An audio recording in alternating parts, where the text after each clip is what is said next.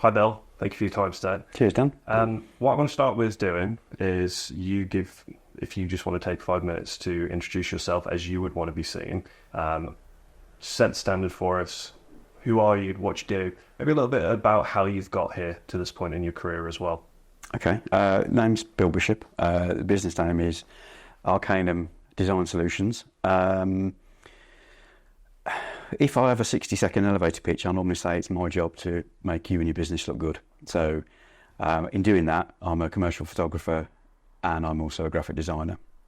And using a combination, ideally, of both of those disciplines for clients will make them sort of stand out with their competition in the marketplace. Historically, I've been a graphic designer longer than I've been a photographer. I started art college training in 86. Days before any computers, it was cut and paste, literally, with scalpels and cow gum and spray mount, etc. Went into a big advertising agency in Birmingham City Centre as a designer, and worked until 2001 in employment, and then 2001 started up as a freelance designer on my own under Arcanum. And the photography part came out of that in about 2006, 2007. I've always been a keen amateur photographer. I used to shoot film with SLRs as a teenager growing up. But there was a need there for some of my clients who were asking me to do things with images that were terrible that I thought I could improve. And that's how I started. And over the years, sometimes I don't often give this information, but it's totally self-taught. I have no formal training as a photographer, but I've sort of expanded the areas I photograph in, the sectors I photograph in, and I'm fairly comfortable now that any business can throw something my way and say, can you photograph this? And I can go, yeah, no problem, and help them look better. So that's a very short history of how I started. So I've got the background as a designer still. Some clients I've got from 15, 20 years ago, and I still just do design work for them. Some clients I do both, which is the ideal client. And I've probably got more clients who only know me as a photographer. In the last probably 5 years, I've marketed myself more as a photographer, mainly because I enjoy it more than design, because it gets you out from in front of a Mac screen all day. I'm meeting new people all the time. I'm more or less on location, so it's just a more varied, workplace environment, which I find more interesting. And from a numbers point of view, generally, it's a bit more lucrative in terms of charging for photography than a standard rate as a Mac designer. So. You've kind of answered a few of my follow-up questions. Okay. But I'll come on to them anyway. I don't know if we spoke about this when we called before, but there's a bit of similarity with how you got started and how I got started. What I didn't do is I didn't have any experience in an agency, but I was playing with cameras from, I guess, as young as you really could. My first one was one of those crappy little ones that it's in the shape of the phone. It just has a button in the middle, and it was designed for vlogging, which you don't get any of those anymore now. You make me feel old now. But I was then studying graphic design at Wolverhampton, so I was selling media services before I was doing graphics. So I'm mostly self-taught in the same way as you are with the photography, but with the design, because there was so much more theory to it, I wanted to have those qualifications before I could actually go out and sell that. And I'm coming on to a question here, but the similarity I saw as well, it seems like we expanded our services for the same reasons, because we saw that need in the market. We saw that problem that the clients have where they've got crappy photography, or they don't understand like their brand identity and like how they should actually be utilizing graphics. So am I right in saying you built your offering out of that demand that you saw in kind of? Yes. To begin with, it probably wasn't deliberate, but yeah, that the first proper job I did at the time, I was doing a lot of editorial design for big PLC companies. So these were 40-page quarterly glossy magazine newsletters that they wanted to look like, airline magazines, but they didn't invest the budget in imagery in some instances, in some stories. So they would give me an image of a pre-smartphone, a Nokia phone with a camera on it, and they say, there's a JPEG in this folder. We want this this story to be a double-page spread in the middle of our magazine, and it patently wouldn't work. And you'd try explaining it to them, you'd even show them, and they'd either go ahead and print it anyway, in which case your works looked terrible, or there wasn't an alternative until eventually I said, I can go and take some pictures for this story. It was local to me. It was a day in the life story of a busy exec in one of their plants. So it was a sort of corporate portrait of a person for the double page spread, and then sort of inset square up pictures for the rest of the article of them around the organisation, sort of on the shop floor, on the factory floor, talking to people in meetings, that sort of stuff. And I was fairly confident I could get much better pictures than they were doing. Looking back now, they're a bit rough and ready, but they were certainly, a lot better than they got. But the benefit I had at the time was, as a designer, I knew how I was going to lay out that double page spread. So I'd already got in mind how I was going to compose the picture of the portrait, with a big area where the headline was going to go, an area where the body copy was going to run over some dark background, etc., etc. So I knew how the page was going to look in my mind. Whereas before, in my design career before that, where I'd perhaps briefed photographers to go out and get images for me for agencies, most times they'd come back and what they got was what you wanted, but it was never exactly, because your vision isn't someone else's vision. So I thought, well, surely I can sort of do this myself and cut out a photographer, know what I'm going to get that works first time, and ultimately it will improve what I'm giving the client. So their magazine will look better, their brand will look better. So that was the first foot in the door, really, a long time ago. So it was about 2006. Pretty basic equipment. It was sort of borderline hobbyist equipment at the time. Obviously, over the years, now I'm running, state-of-the-art professional equipment, and have that 15 years almost of experience. But yeah, that's how I started. How long were you working for this agency before you decided to transition into your own? The route from being employed to self-employed was circumstantial, really, rather than deliberate on my part. In 2001, I was working for a small design agency in Belbroughton they have some quite good blue-chip clients, and it was nice design work. But it started slowing up, and I knew I'm going to be made redundant soon. There just wasn't enough work to keep me. I'd already started doing sort of freelance work. I used to call it foreigners, so friends who I'd known or contacts. I'd already been in the industry for 10 years as a designer, so people who'd perhaps moved on, would come back, or can you do me a logo? I need a letterhead or a leaflet or whatever. So I'd already done bits and pieces that I was doing at weekends or in the evenings. And one of the people who gave me some of that work, we sat down. I explained, I'm probably going to have to find another job because I'm going to be made redundant. And she just said, why don't you start on your own? She said, I've got more work I can give you. The only reason I don't is because you're employed full time. So I thought, okay, well, that's one client in the bag. I then went back to the agency who employed me and told them what I was thinking of doing. And they said, well, that was brilliant for us because we don't have to pay anyone a salary, but we'll still use you when we've got work to do as a freelancer. So I finished on the Friday as a salary worker. I started on the Monday as a freelancer for double the rate and carried on working for them probably for another 2 or 3 years. So that's how I started Arcanum. There was no big ambition at the back of my mind saying I want to run my own business or anything like that. It just, circumstances fell on my lap and thought I'd be stupid not to.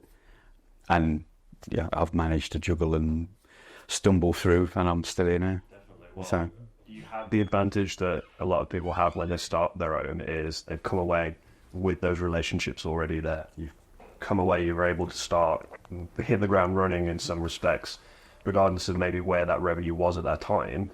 You're still not starting from the ground up.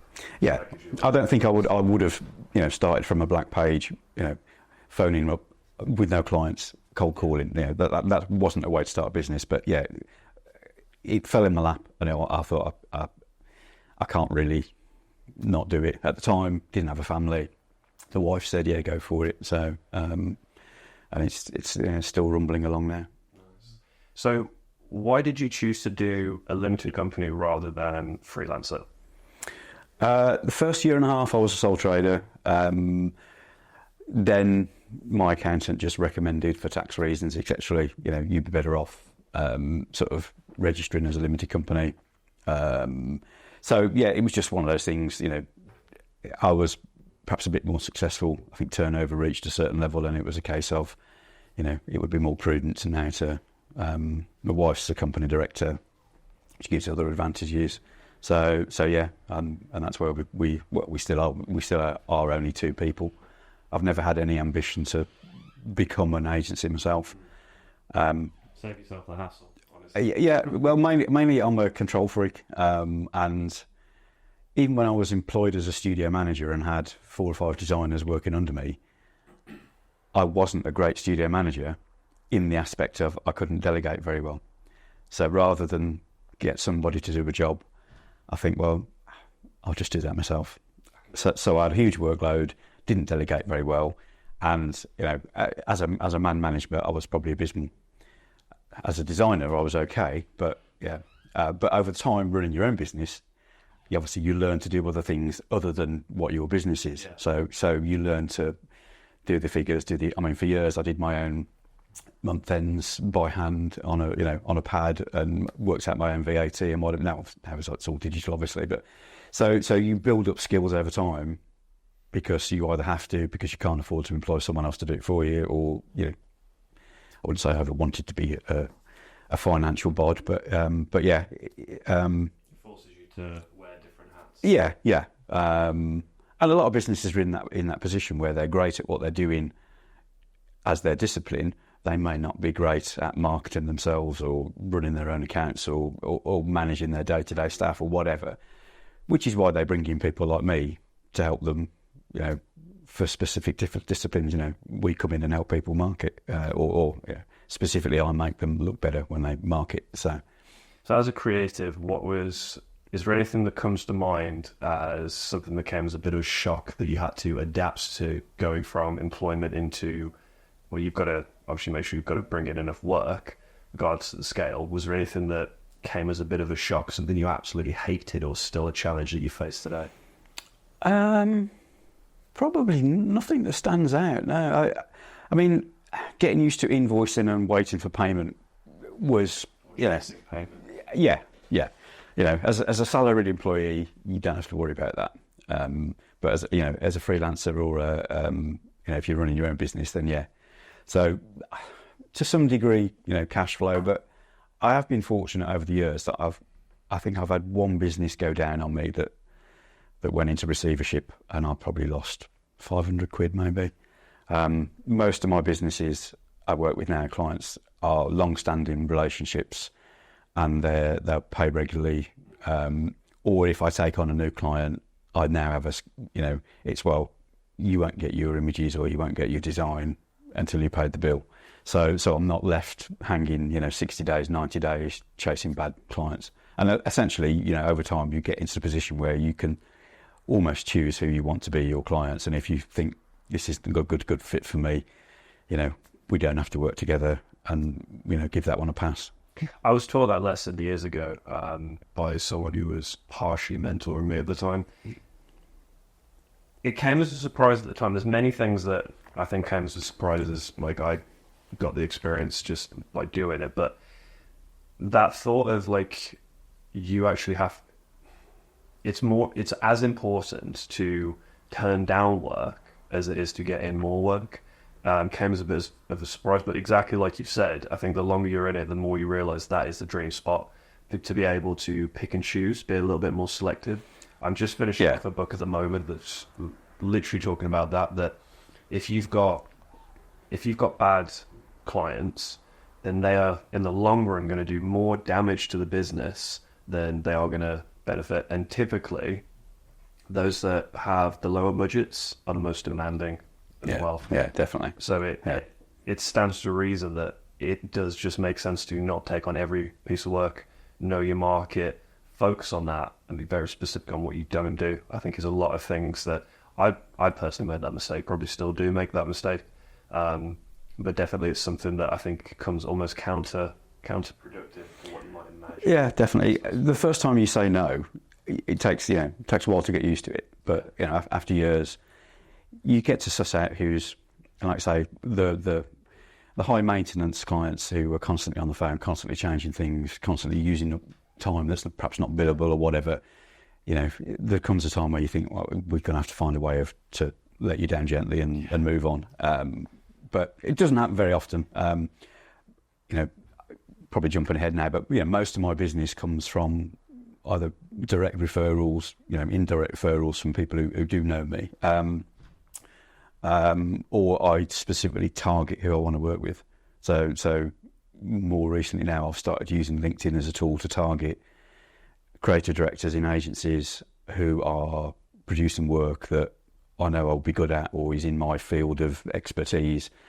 And once I can get introduced to them and start talking to them and build up a rapport, I might be the photographer they go to the next time they have a photography need, or the next time they're let down by their current photographer, for example. So if you're targeting that, it's less of a scattergun approach to, the biggest headache for me on social media. I do have a Facebook page and I don't usually use it for getting business, but someone will tag you a community post. It'll be, I'm looking for a cheap wedding photographer, or I'm looking for cheap headshots, or and someone will tag me and you think, oh God, no. And I don't even follow them up now because it's as soon as someone says they're looking for something cheap, it's that's not the criteria I want to be known for. No. Or the pigeonhole I want to be put in. So yeah, I just sort of walk away. You're saving yourself headache as well. Exactly, yeah. You're one of a list of people that have been tagged. Yeah, there's 100 people on that post, yeah. So that goes nicely into what my next question was going to be. So I started out as like photography, videography, evolved into more of the service software that I focus on now. So along my journey, I've met all sorts of different people trying to do the same things or just trying to start or make it as a photographer. So I would imagine in your line of work, you've probably seen the same sort of thing. And it's heartbreaking to see so many of these people trying it, but hitting these roadblocks of challenges. So just recently I was on a group call as part of like a coaching thing, and there was someone asking advice. They wanted to do just more wedding photography, and they just couldn't crack that formula of how are they getting more work in. Referrals is the dream spot every business needs to try and get to, but it's hard to rely on that. This is probably a very broad question. From your experience of like what you've seen from people maybe trying to do this and struggling, what do you think is the biggest thing anyone trying to step into freelancing or start their own creative business? What are some tips, tricks, or things that people miss and struggle? I think first you probably got to stay. I think this particular moment in time is quite difficult. I know a lot of freelancers, and a lot of them are on LinkedIn saying, things are tough and things are slow, and I hope it's going to pick up soon and whatever. So, there are periods in time that might make it easier or more difficult, and I think we're in a challenging period of time at the moment. Not sure exactly why, but a lot of businesses are. Similar to how I started, starting with a blank slate, slate and no clients, I don't think is a great way to start. You've got to have some sort of, I wouldn't say side hustle, but you've got to have a foot in the water to then expand upon as a full-time business if that's going to be your only source of income. So I think what I did, if you have a sideline that you want to then focus on, great. I think sadly, ultimately, you've got to be good at what you do. If you're going into a market, if you're a wedding photographer, which is a very crowded market that I'm not in deliberately, but if you're a wedding photographer and you're mediocre or poor, you're going to struggle. Because again, it's a market that a lot of people, and it's also a market that's driven by cost. There's a race to the bottom in the wedding industry. You know, I'll do a wedding for 1,000, I'll do it for 800, I'll do it for 500. You know, I'll pay you to do your wedding. So, you know, it's ridiculous how the bottom end of the market is. And on the flip side, there are some wedding photographers who won't get out of bed for $3,000 and are absolutely fantastic. Yeah. But everyone thinks I can charge $3,000 to be a wedding photographer and not know how to be a good wedding photographer. So your work has got to stand up in the marketplace you'll want to pitch it to. You know, if you're not good enough for what you're charging, you're not going to fail. If you're too good and you're too cheap, you're not going to make a lot of money. You won't fail, but you probably won't, you know, reach your potential. So you've got to put, you know, you've got to aim for the right market. But yeah, it's a tough question. I don't think there are any. If there was a magic bullet or, you know, a list of tips and tricks, you know, somebody far cleverer than me would have published it online or written a book. And it's circumstantial for everyone, because you definitely touched on something where, so your circumstance, you were already sort of in the right sort of circles at the right time, having those sort of conversations. So you didn't lose the job and then immediately had to think, okay, I need to get working, which I think is where a lot of these photographers find themselves is. And it was the same sort of work. So it wasn't, a lot of people, you know, they might have been, I know, might have worked in a bank for 20 years and been made redundant and think, right, now I'm going to be a photographer or graphic designer or, you know, open a coffee shop or whatever. If you're changing industries completely and it's something you've never done, that's obviously even more of a challenge. Yeah. But, you know, I presume we're talking about people who've already been designers and photographers in employment and want to make it on their own. Or maybe it's a side hustle for now that they're trying to build it. But I think you've got to obviously try and keep that balance, and you've got to build that awareness before you can really start to turn that into the full-time thing. Like you said, if you're just switching to this, where that conversation comes from of having the right amount of work and the right clientele, it comes from that awareness, that the grounds that you've laid before you maybe try to start to run with it. Yeah. Potentially. Interesting that you said you've seen a lot of people saying that they're struggling at the moment because, and I wouldn't really be able to speculate on why either. But the question is, how interesting is it that media, let's summarize that as not just photography, video, is arguably more important than it's ever been for businesses, with how people are obviously discovering businesses, making their purchase decision. Most of it is done on the phone, some sort of screen, typically. It's not printed on like a billboard. It is visual based. All aspects of marketing, awareness. People want to know the story, they want to know. Even a billboard's designed and photographed, yeah. So how interesting is it that people are finding that?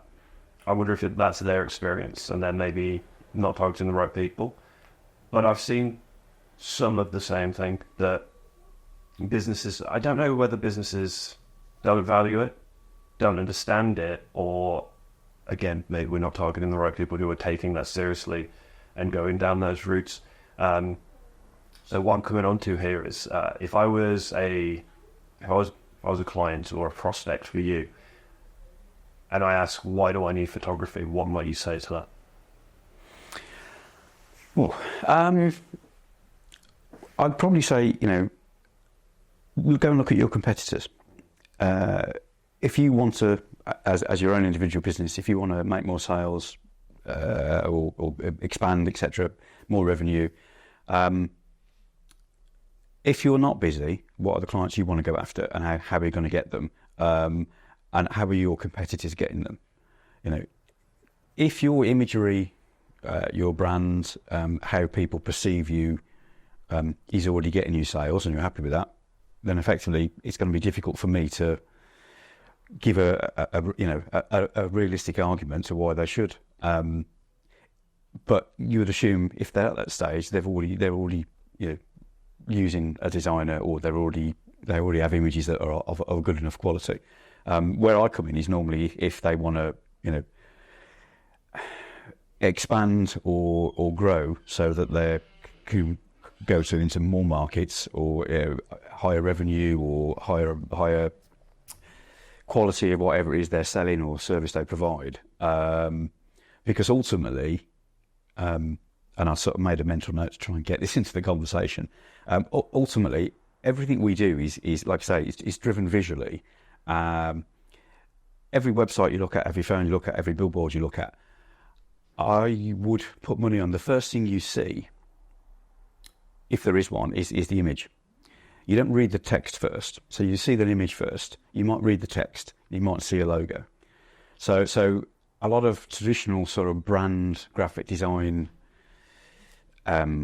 ethos has always been around. You come up with a logo first. That's your brand. Obviously, we know it isn't. Then you expand it, and you go into colours, fonts, design elements, guidelines, etc., etc., etc. And that's all very well that it looks great, but a lot of design agencies or designers never think about how visual images, be they video or are a part of that mix. Whereas that's the first thing you see. So that's the first, and we all make snap decisions in microseconds. You've already made your mind up. When you're looking at you're selling me, you're launching a new shampoo product. You've taken a picture on your iPhone, you put it on your website, and it's on Amazon. It's next to, on Amazon, Garnier and Alberto Sassoon or whatever, or all these huge high street brands. Someone will see yours and think, bloody hell, that doesn't look very good. It's a bit amateurish. Now, you could pay me to take a picture of that, and it will look as good as what's next to it. But you've decided not to. So you will never be viewed by your audience at that same level. So you will never be able to sell your products at the same price, etc., etc., etc. So it's where the first question I would ask if I'm sat in front of a prospective client is, what are you aiming to achieve? A lot of people come to me with specific, I need a headshot, I need this, I need that, and I can answer those and fulfil those requirements. But I'll try and have a conversation beforehand or at the same time as, that's great, but what's your aim? What are you trying to achieve with this? How are you going to get there?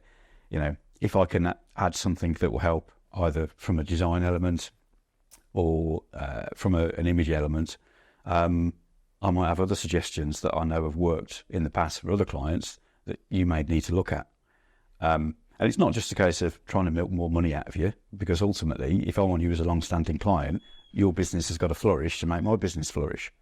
So I could do something for you. You could try it. It'll fail. You lose money. You never come back to me again. That's not a great way of building a business relationship.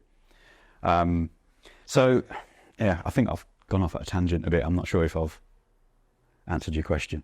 So from our perspective, I think we're both on the same page. Obviously, we understand the value that these visual assets have to a business.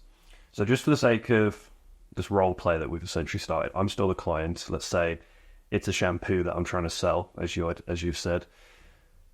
The challenge and what I want to get from this is, for anyone watching who is maybe in whatever business you're trying to aspire to be or doing, as well as anyone potentially wanting to follow more of a creative field, trying to help them to understand what the kind of paths you need to take in navigating these kind of conversations are. So as the client, you just mentioned that to me, I understand it has a lot of value, but I also understand that media is one of the most expensive assets, if not the most expensive asset that a business has to invest in.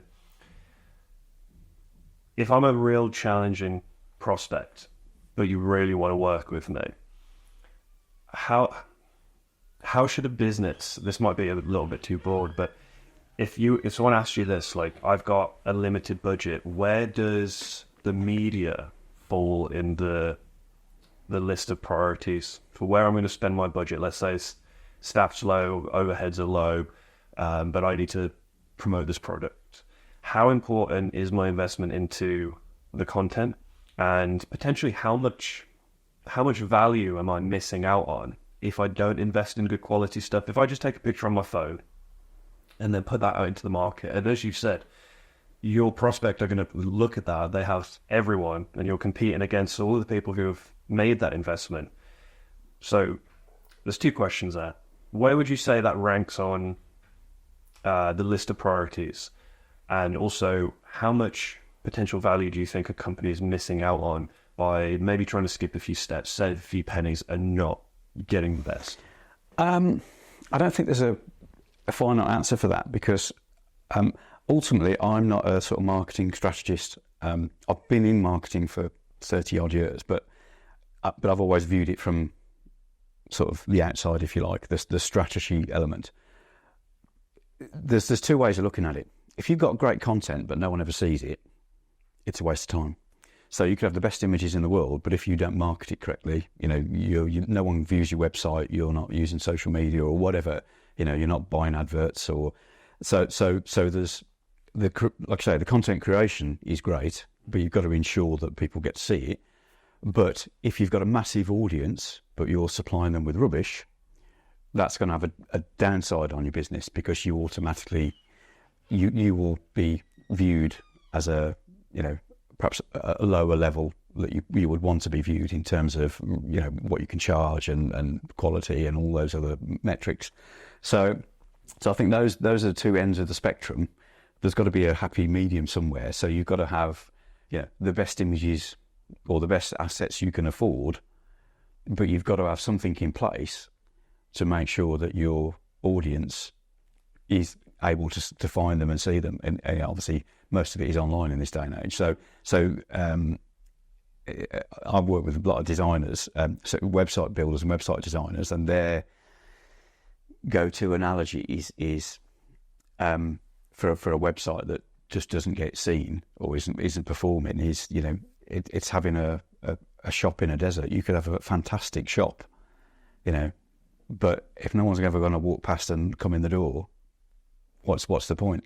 So yeah, I don't think I've got the answer for you. It's always a compromise, and obviously the smaller the business, the smaller the budget, the bigger the compromise. Depends on circumstances. Yeah. I mean, I'm fortunate. I work with, I do headshots for individuals like me, just one person, they're in business and they want to look good on LinkedIn. I also work for one of the biggest engineering companies in the world, who have got obviously far greater budgets and far better, commercial. They've got staff, they've got whole departments for marketing and whatever. So their priorities will be different to an individual or a small startup. So yeah, I don't think there's a one size fits all answer, but it's always compromise. Yeah, one without the other won't work, whichever end of the spectrum you're at. If that sort of makes sense. For one of the reasons you sort of touched on there, that if a client's making this investment into one thing, but then they don't know how to actually get the best return on that, because the first project I sold was to an engineering company that trains people in apprenticeships. They wanted a video, they wanted to use that video for promotion, but this was the first project I ever sold. But in that first initial meeting, I immediately saw that you're buying this thing from me, but that's not what you're really buying. You're buying the reach, the awareness that you want this thing to give you. And immediately I saw that these guys have no idea what they want to do with it, how they want to distribute it. I got into building an agency before I realized actually what an agency was, or like what I was actually, I just tapped into a need that I saw and tried to.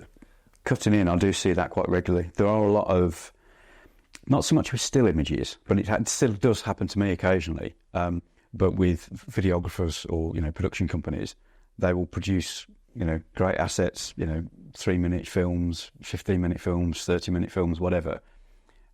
It's mainly for big companies, this is, and they'll just sit on the shelf for months, if not years. And they've been commissioned, they've been paid for, and well, not an artist, but as a content producer, you've created a piece of work you're really proud of. You think, it'd be great if a lot of people get to see that, and then the client does nothing with it. And I've had clients who have never got round to using my images, and I've even had one client about 4 years after the shoot say, "Oh, Bill, I don't know where those images went to. We've lost them. Can you send? I've got everything archived off for 30 odd years. Can you resend those files again?" So, yeah, no problem. So So yeah, Very lucky that you're one of the other business still.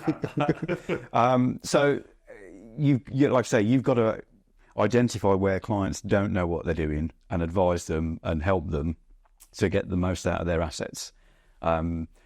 That's really not part of my offering. You know, I'm not a marketeer. I'm not a strategist. I liaise with others. There's quite a few. I work well with a couple of videographers, and I work well with web design and SEO companies. So they'll bring me in to do the nice looking stuff, but I know they'll take the client further and make sure they get the reach and their stuff is out there that's bringing in their sales. And if I ever come across a client that I can't see or they're not demonstrating that they know how they're going to use these images, I'll try and introduce them and say, look, you know, if you're not sure what you need to do with these, I know someone who can help you, sort of thing. But yeah, my skill set doesn't go that far, really. I want to explore a bit more of that. But before you said something I'm just a little bit curious about as a side note. You stopped yourself from calling yourself an artist. You don't consider yourself? Where's the distinction here as well? Because this photography is an art form. Fact, any sort of creative. Yeah. I did a talk last week for a group of photography students at Alzheimer's College, and one of the things that I spoke to them about was, as a commercial photographer, it's not your creativity most of the time. So I'm either working, if I'm working for a big agency, I'm working with an art director or creative director, and it's their vision I'm creating. For a smaller company or, you know, an individual, yes, I can recommend things or say we should shoot you in this way or light you in this way or whatever the project is. So I can bring my experience and my input to it. But a lot of projects, you're not the client. So sometimes you're producing stuff that you think, this isn't really how I'll do it. It's not, you know, I'm not going to put it in my portfolio. As long as the client's happy with it and it does what it needs to do for the client, you've ticked the box, your job's done. Hopefully they'll come back and use you again. Whereas I think of an artist, if I was a fine art photographer and I went out photographing seascapes or mountain views and, you know, I was selling them in a gallery in the Lake District or Cornwall to the public, I perhaps might call myself an artist. But yeah, that's probably just, I don't want to sound too poncy. Yeah. No, I think I'm a lot of the time implementing someone else's thoughts or vision or creative idea. I'm just capturing it on camera. So the distinction is... So my skill is the technicalities of, I want something moody or friendly or clean and crisp or whatever, and I'll know how to light it, shoot it, compose it, edit it, post-process it, etc. So that's, I think, where my art comes into it, if you like. Yeah. But why I go from that, I think the distinction between the two is process versus passion. When it's a process, you know what you're doing, but you've got to follow someone else's guidelines in a way. I'm not going to assume that happens in every circumstance. I'm sure sometimes there are times when there isn't a creative director and you just have to do a really good job. But there's still that process in place, and you're still doing it to contract or a brief. Yeah, there's still a client or a brief to fulfil, to satisfy. Whereas a true artist, probably it's only you that you need to satisfy. Yeah.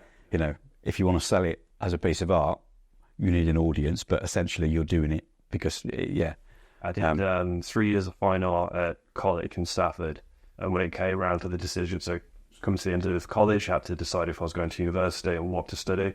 I guess I'd sort of touched on graphics at the time, which is what I went off to study. But the thought I had in my mind, this conversation just like reminded me of it.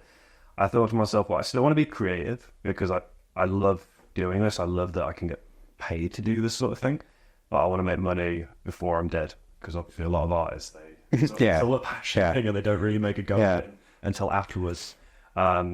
Graphics for me would just happen to be the most commercial route. And it was something that my granddad had done. Before it was called graphic design, it was called commercial artist. Well, that was my first job role. I was a finished artist. Yeah. So I was called an artist a long time ago. But yeah, that was magic markers and scalpels and spray man.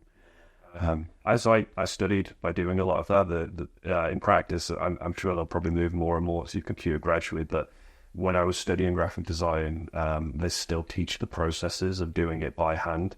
So my granddad, he was a commercial artist. It was a lot of hand drawn stuff as well, but my dad, he had similar, less creativity involved, but he had to do, so before you could just make a magazine, like a screen or something, someone had to design the text, place it. That was my dad's job to. Yeah, that's the finished artist. Yeah.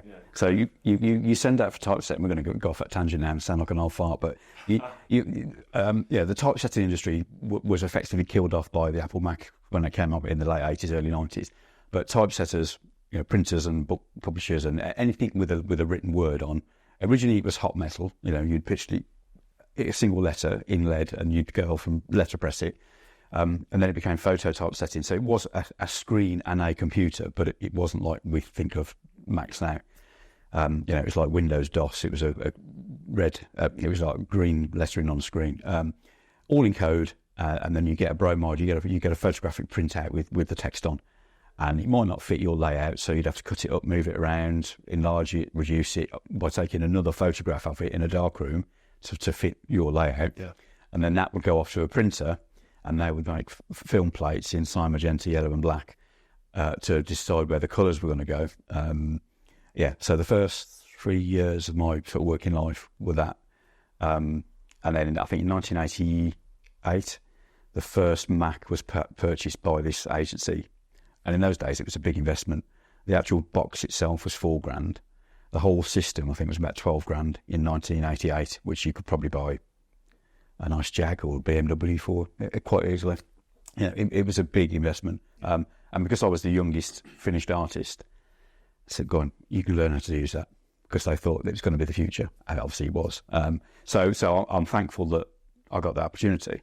But yeah, I'll shut up. How wild is that? Like, I don't think... I only know about that because... The history books, thanks, Dan. Yeah. Family. Grandparents, thanks, Dan. You're not that old, though, don't worry. It's because, that's the crazy thing. It wasn't that long ago. No. And this whole... Because this is obviously one of the things that, I don't know, people are maybe at a slight disadvantage to because of technology.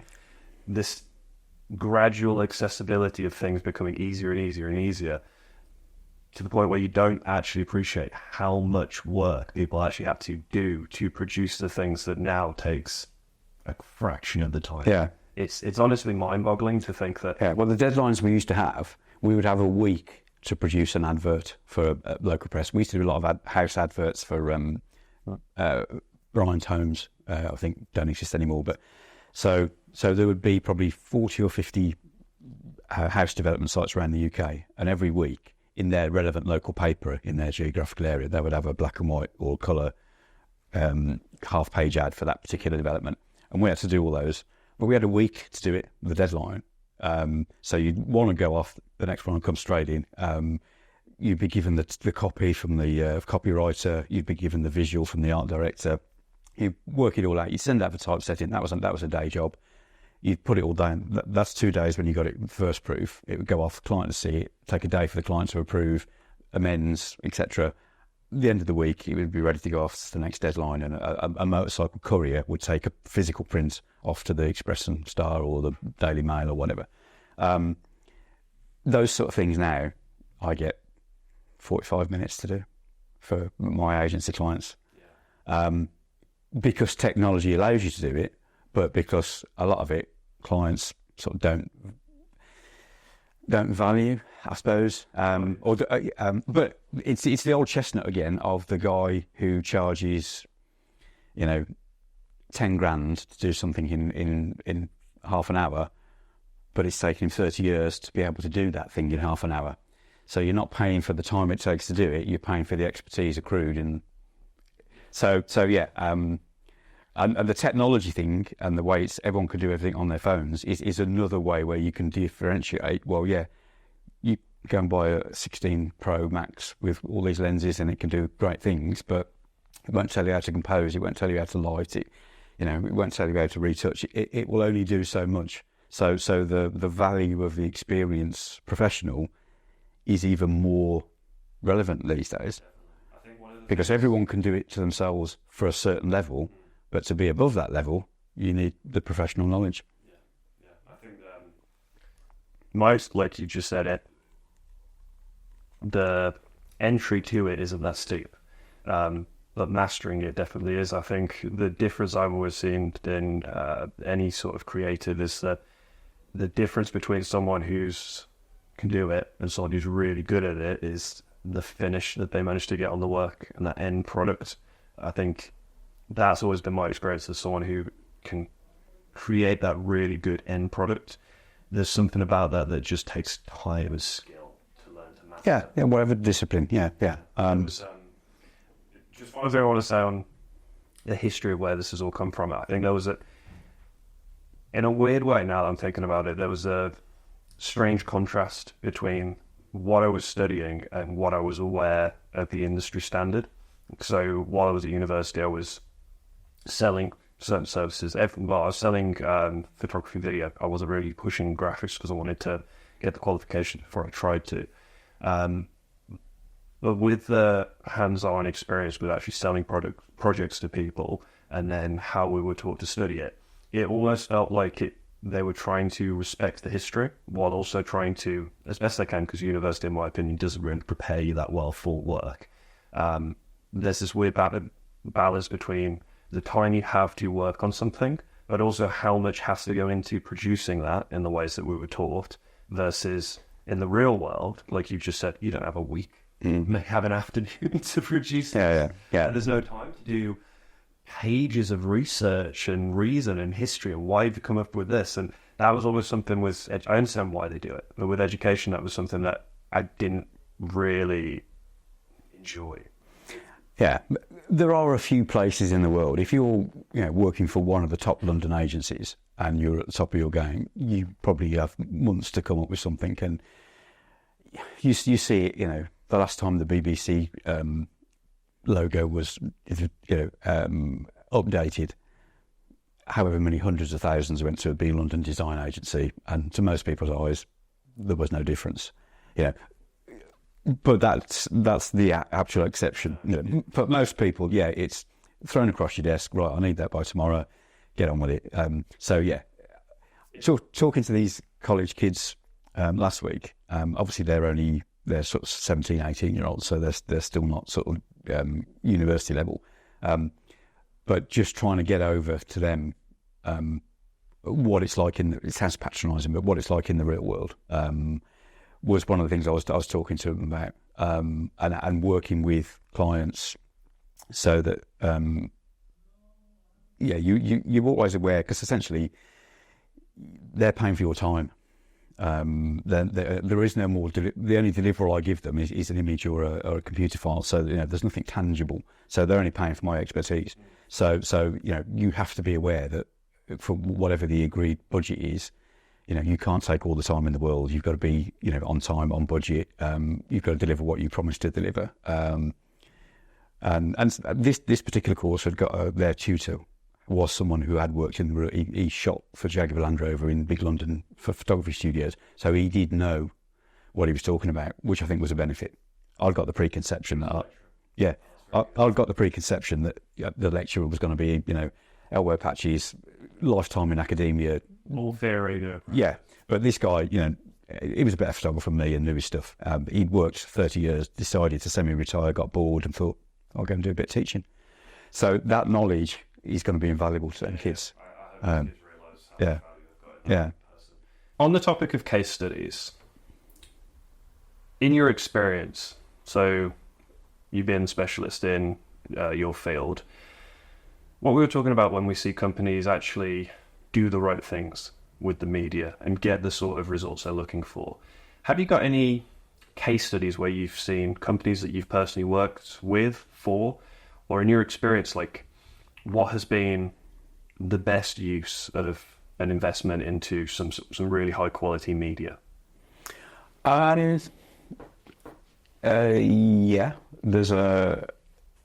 this is through an agency that they're not my direct client, and the agency is very sort of good at what they do, and they've got a couple of clients in the agricultural sector. I do a lot of their photography. They use me to go out and photograph farmers who bought their products on site, wherever in the country. So we get a sort of corporate portrait, environmental portrait of the farmer, and we could play around with lighting and get them in a nice rural environment with the machine in the background, sort of thing.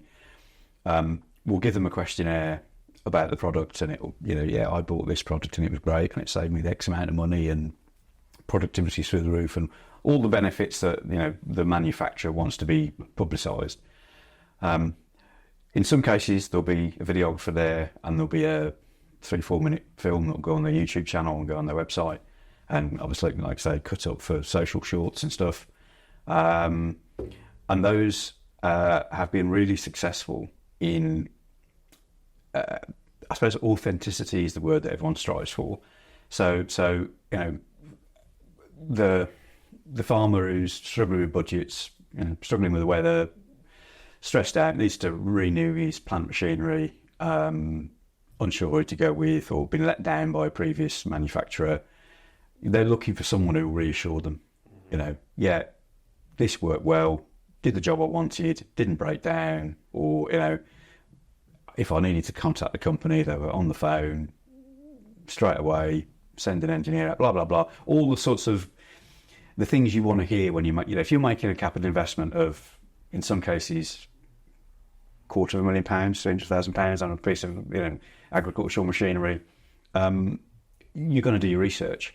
So that helps their customers. They go on the website and they see all the spec sheets and they see all the still images, and they can it will go at this speed, or it's got this range, or it's got all the spec they need. But just having a video right underneath that of a guy in the field, could be someone in the next county who they know, saying, I use this and it's great, and that has worked well. That's quantifiable, got results and whatever, and that's an ongoing policy by that agency and that manufacturer. And I've been doing that for 2-3 years now with them. So it's that sort of thing. It doesn't really matter the industry or the product, be it's product or a service or whatever. It's the days of Google reviews or reviews on manufacturer on individual websites. People are sceptical. Oh, I'm not sure about this. This sounds false or whatever.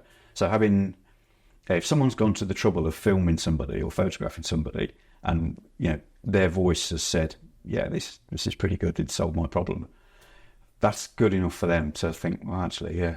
And if none of their competitors have got anything similar, and if they're just other competitors have just said, well, yeah, that's the speed it goes, that's the range, that's the haulage capacity or whatever, there's got to be some sort of differentiator that will sway their buying decision. And that's, for a lot of companies, either I've worked for direct or through other agencies, that seemed to be the way to go.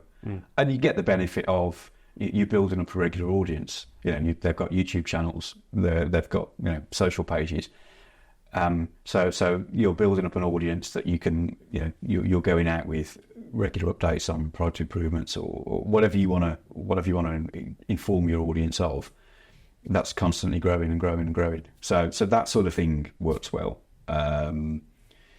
For smaller my own direct clients and smaller businesses, obviously it is difficult because it does come down to cost.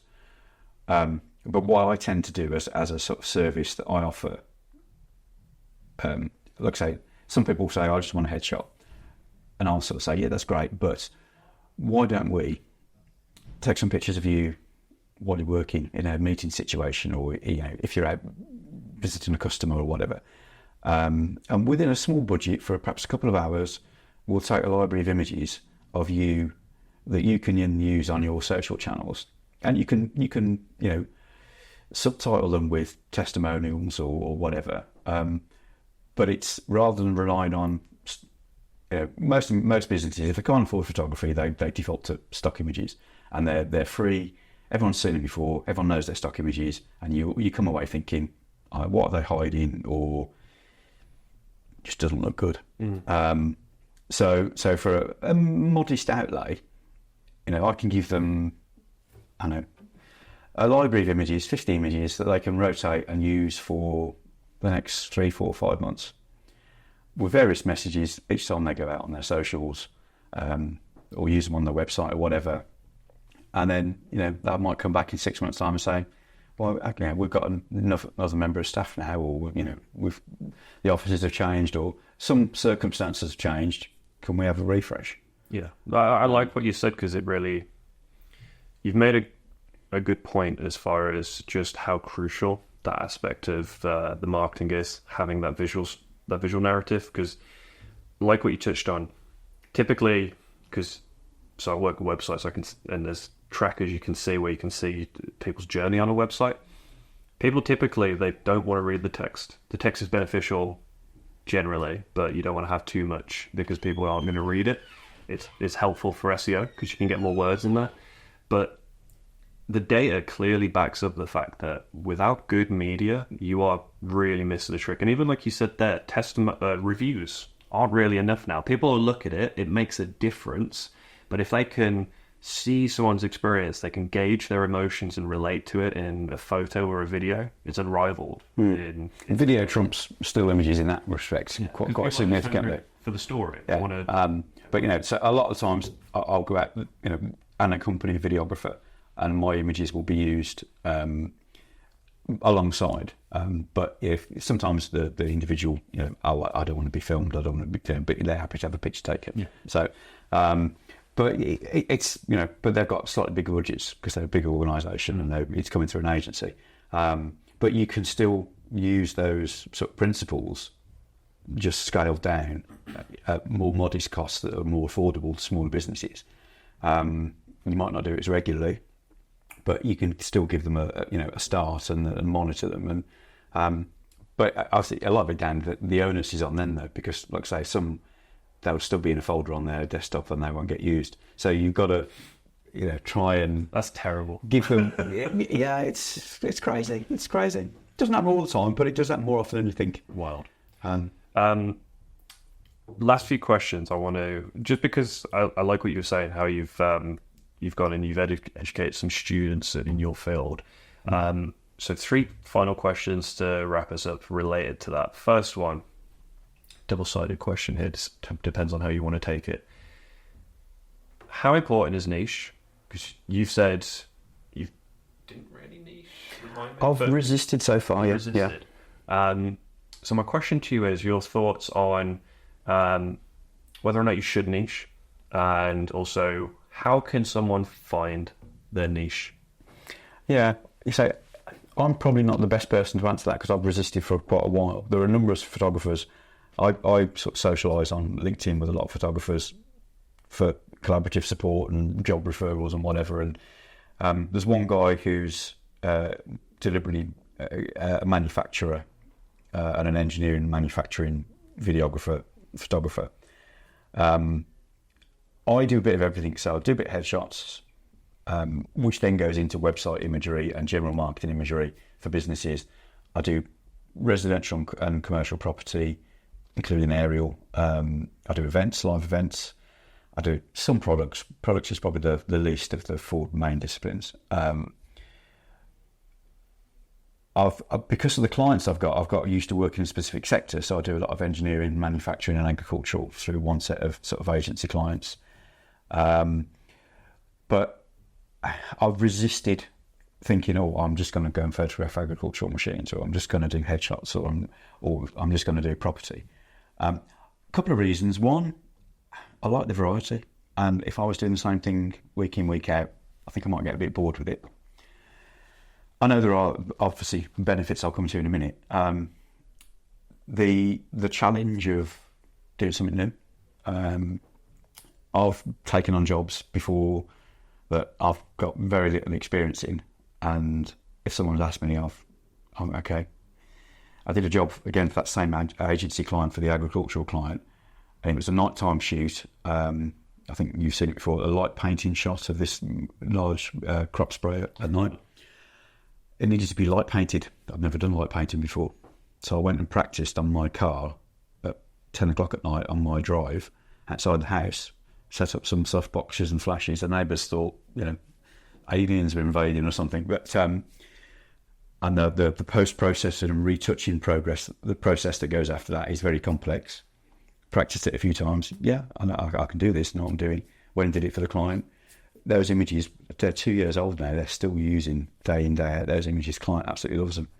The amount of mileage, I probably could have charged 4 times more of those images, but hey, that's another story. So trying something new, and going out and meeting more people. Where the downside of that, or the benefits of niching, are if you get good at doing one thing, or better than an average photographer, you can charge more. So effectively, your revenue increases. There's only so many hours a day or a week we can all work. Unless you're going to expand and manage an army of photographers, that becomes a limit to your income. So it's a way of generating more income. I can't argue with that. So on the next question then, there's many ways to acquire clients. You talked about LinkedIn. What would you say to a photographer who is, let's say they've got some experience and they just want to know, how do I get my next client? What would you advise? If you're going to do nothing else, where should they look? In that case then, purely as if what I would do in that case, I would contradict myself again and say, do what you're good at. So if you're an amateur photographer and you've photographed your kids, or you've done weddings, or whatever you've got to that, you've got to a certain stage. How have you got to that stage? What have you photographed? Don't decide to go off and vary or carry on with what you're good at. So in that instance, to start, I would recommend niching. And whatever work you've done, whatever clients you've worked for, find not necessarily competitors of those, but similar businesses. So of a similar size, so they might have a similar budget, so you're not going to be too cheap or too expensive. In a similar industrial sector, so you've got experience of whatever it may be. So when they ask you, well, what have you done before? You've got something relevant to that client. Leverage. Because if it's something that's got no relevance, oh yeah, I did baby photos before, I'm going to come and photograph your machines. No, I don't think so. So make the most of what you've done before. I found I've been on a couple of sort of talks by people, LinkedIn guys who've done talks on how to get the most out of it. And I went on, connected with a few people beforehand, and it was just like Facebook. I didn't really use it. But now, looking for people I want to connect. So using the search function in LinkedIn and say, well, yeah, I'm looking for creative directors in Midlands marketing agencies who work in the manufacturing sector and might have clients in the transport sector or whatever. I can then, that's the person I really want to speak to. How do I get about to speak to him? Well, I'll connect. I'll send him a message, not a salesy message, to how you doing? How's work for you? Or whatever. I'll comment on their posts. I'll follow them. They hopefully at some point might comment on my posts if I post something that's relevant to their clients and their business. Softer approach. Yeah, it takes time. But it has, over the last 2.5 years where I've put time into LinkedIn, and sometimes I'm 2 or 3 days ago, but if I'm busy, I'm not on it. If I've got a slack day and I'm just editing at home, I'll put an hour in the morning on LinkedIn. The more you put in, the more you get out of it. Definitely. There was a coach that I was working with. What she teaches is 90 minutes a day on things that are going to move your business forward. That could be LinkedIn, that could be a networking event, a podcast, creating content, whatever it is. It doesn't matter. But 90 minutes a day, every day to push your business forward is what she... Yeah, networking works well for me as well. Obviously we met through a networking event. I've always found it helps because it's not hard. Yes, yeah. You can't, unless you go to like an industry event where, you've got more chance of meeting. But you never know. And because I deliberately haven't niched, and then you don't know who they know. So it's very rarely the people you actually meet on the day. It will be, you'll connect, you'll be in sort of the periphery of that person for a few months. And then one of her contacts will need a photographer. and she'll remember you. And that's all it is. It's being the first person they remember when there's a need, because 99% of the time there isn't a need at that moment. That's it. That's something that that was taught to me that really resonated as well. So in trick with sales, it's not a no. Assume it's a not right now. And if someone doesn't respond to you, it's also maybe they're just busy right now. These are the things that, in our perspective of, I put this effort into something, I'm not getting the response, or they're not interested in my work, you've got to shift it. You don't know what's going on in the background and what's going on in that person's life. If they are doing the things that you offer, then maybe a time in the future. So that's one of the things with sales that I've had to learn a lot more of. Like, the soft approach is probably better, because people are spammed every day with these templated answers of, hi, I do this, I do that, cool. For me, years ago, if I'd emailed somebody years ago before LinkedIn and got a response, but obviously a lot of time you don't get a response. If I got a response and it was, we'll keep you on file, we like your work, we'll keep you on file. It would be, I'd take that as a rejection. Years ago, I think, they're not interested. One of the assistants or one of the PAs has just typed that just to be polite. From LinkedIn now, if I target someone deliberately who is very relevant to what I do, and I think I can help them, and they spend time to answer me and say, that's I'll keep you on file, some interesting stuff there. For me, that's almost a job. That's a hot lead. Yeah. Because I know, I'm relevant and remotely interesting, and it's only going to be a change of circumstance that might stop me or might lead to me getting a job. Definitely. So their regular guys double booked, they're stuck. Their regular guys, last job he did was terrible. You let them down, you overcharged them, whatever. There's a foot in the door, and over time, as they see more and more of my posts, they might like my stuff more than the guy they're using. You just don't know. So that sort of the framework of, oh God, that's a blow off. I won't bother interacting with them again. That's changed for me. The way I look at it. It's something I really had to shift to understand, because it's that's what they mean by nurturing. It's because you're not bothering someone, as long as you're not spamming them with trying to shove sale down their throat, and you're just checking in and adding value. It may mean very little to them at the time, but you are front of mind. And it is that case of, it just takes time. It's, especially with service-based businesses in particular, and maybe like with ours, which is more of an expensive commodity, especially to a smaller business. It takes time for them to convert, not because they don't see the value in your service or they don't have the budget. You just don't know. And like you said, even just getting a response is positive, because you know that historically you're going to talk to someone in January, you might not actually work with them until December, which is just typically what happens. And the other aspect, which just to add, which I find helpful on LinkedIn as well, I sometimes get messaged by people I worked with 20 years ago, 25 years ago. Never burn your bridges. Always staying on good terms with people you've worked for in past organisations or whatever, and just having, again, just being visible. So because I'm visible, relatively frequently, I might not be on their feed all the time, but they've come across me again, and it's like, oh yeah, how you doing? What you up to? Yeah. Parasocial. Yeah, I think we might need some images soon. Stay in touch.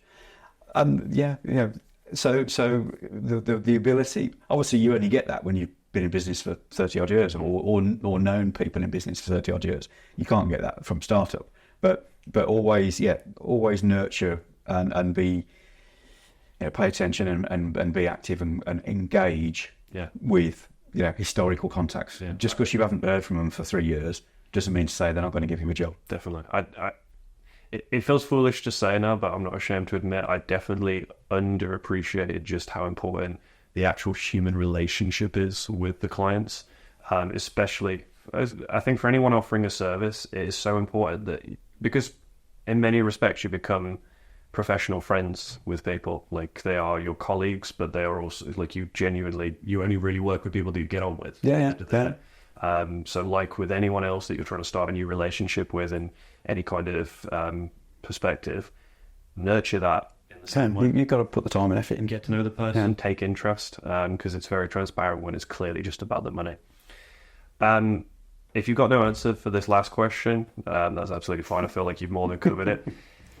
Final thing you maybe want to just leave for, let's aim this towards, I think this can both be applicable for photographers in particular or content creators, but also someone generally in that sort of movement of business.